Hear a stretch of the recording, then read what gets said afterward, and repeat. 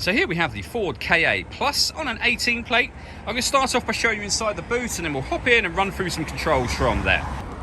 As we approach the back of the car, you can see we have plenty of boot space, as well as a 60/40 split folding rear seat should you wish to increase this space even further. Okay, now that we're inside the car, we're going to start with the dials. We have the rev counter on the left, speedometer in the middle, and on the right hand side the fuel gauge for the car. Also in the middle there you can see the total miles for the car, which are 9,785.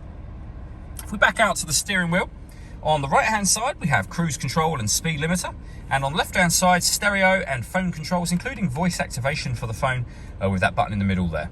You'll only be able to use the phone controls after such time as you pair up your phone, and that is done using the buttons just here and the screen directly above it. So if you press the phone button, it'll appear up here as an option, and then you can use these buttons to follow the instructions on screen. So for example, to add a phone, you would do that. Search for sync on your device and select sync once it is found. Obviously we're not going to do that. We're going to go back to the radio. So you can see we have FM, DAB and AM radio. If you want to listen to your own music, you can do, and we've got a few ways of doing that. We can stream our music wirelessly via Bluetooth audio, which is the one being highlighted now. We've got auxiliary input, various mobile apps as well that you can connect up to. Working our way down, we have the main volume for the stereo and the buttons I was using a moment ago.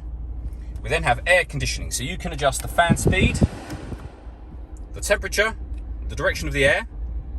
That button will turn your air conditioning off and back on again. You can recirculate the air that's in the car. That's a great way of heating it up or cooling it down quickly depending on the temperature that you've set in the middle here. And we have a rear heated screen just there.